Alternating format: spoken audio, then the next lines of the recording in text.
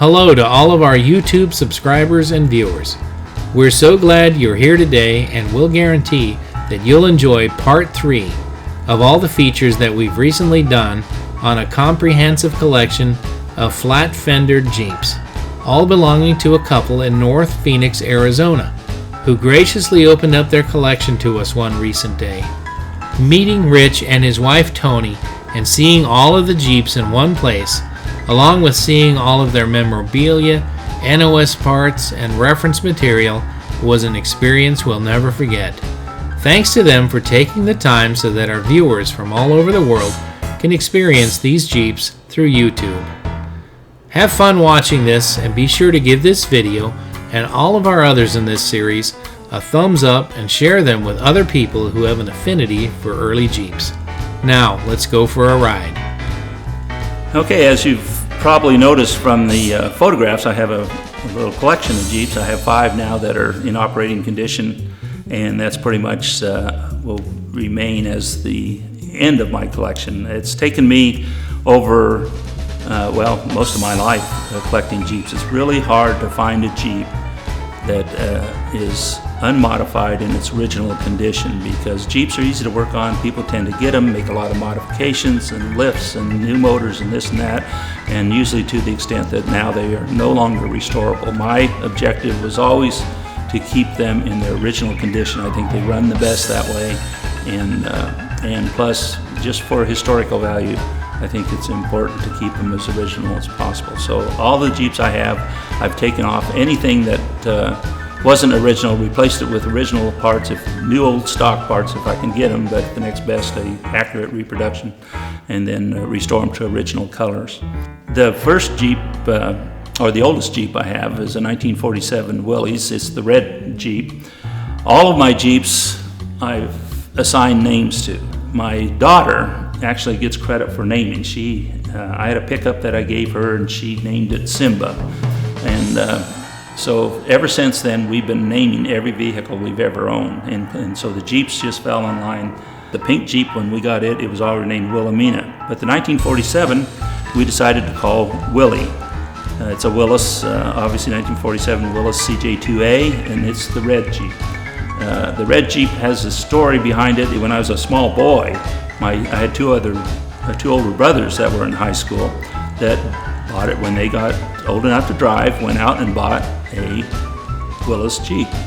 And it was red, and I fell in love with that Jeep. I thought it was the prettiest thing I'd ever seen. It was fun to ride in. Of course, I was too young to drive it, but I always wanted a red Willys Jeep. So after I got the wherewithal to buy a Jeep and got my driver's license, I went out immediately and bought a CJ-3A. Now it turned out that it was orange. It belonged to A&W root beer stand, and they had painted orange to A&W orange. So it was an eye-catcher Jeep, and I drove that for many years through high school as well as college. But the red Jeep was always the one that caught my eye, so when I found this 1947, I went ahead and bought it, and I did a frame-off restoration. It was in excellent shape. It was already red, but I went ahead, the paint was faded and chipped, and the body was in great shape. All I had to do was take it all down to bare metal and clean it up, restore it, and paint it back red again. The next Jeep in line is the 1948 CJ-3A. That's the yellow Jeep, and his name is Wilson. Wilson, I acquired that Jeep because it is a 1948. That was the year of my birth, and I've always wanted to have a Jeep that was the same year as when I was born. Wilson hasn't been restored yet. He's awaiting restoration, and that'll come at a later time. Next is a 1949 CJ-3A that we've named Willow, and that's the green one. It's named Willow, and it's appropriate that it's green because my wife's mother's name was Willow. She actually had a needle work business where she sold all types of needlecraft for knitting and so forth and yarn. And her logo was green, and of course willow implies willow tree. Her business was called Willow's Tree.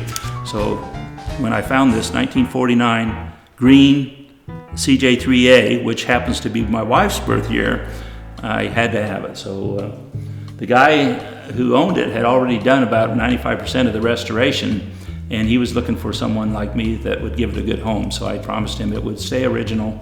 And so I went ahead and completed some of the final details that he never got around to. So that's Willow. The next in line is the 1952 M38, who we call Sir William Wallace. He's the one in Air Force Blue.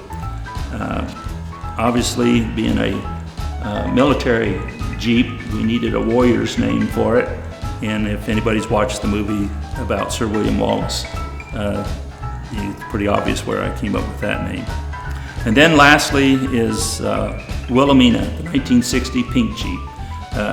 When we bought Wilhelmina, she had already been named by the Gore family, and so I thought that was a great name for her. We just kept that name going.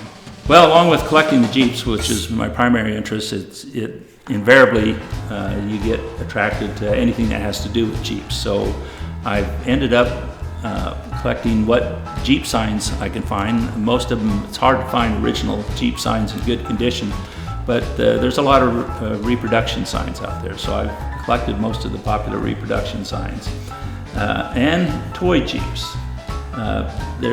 Basically my toy Jeeps fall in two categories. One is the older toys that were made in the 40s and 50s, which were cast iron or made out of tin plate, and those type of toys made by the Marx Company and other companies that were pretty popular in those days.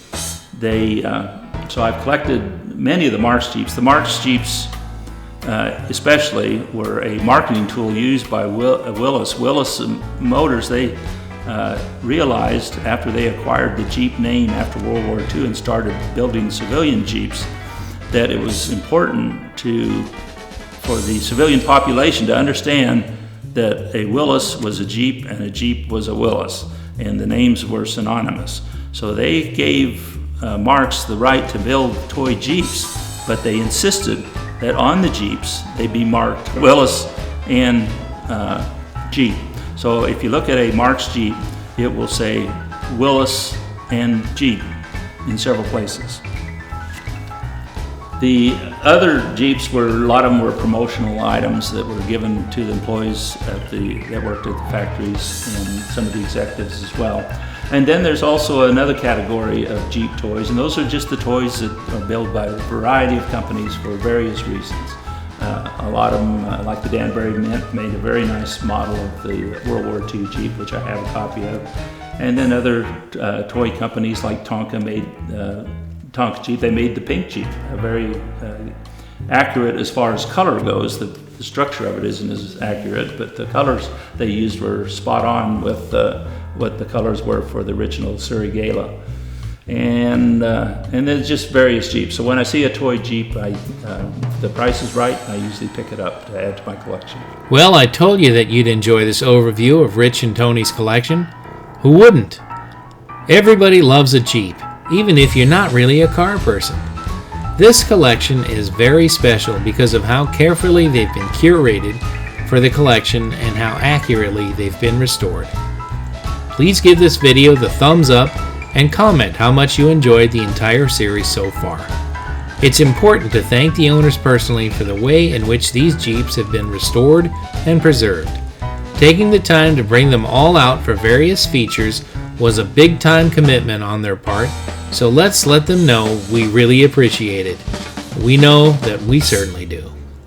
This was one of the most interesting features we've ever done, and we have an even greater appreciation for Jeeps and all of the significance that they represent. Join us next Thursday for the final installment on our early Jeep series of videos. In this video, you'll learn some interesting things about these vehicles, and it may even inspire you to pick one up. See you then, and be sure to share this video with other Jeep enthusiasts and subscribe to our channel. It's free and will ensure that you never miss a single episode. Thanks for watching, and we'll see you soon.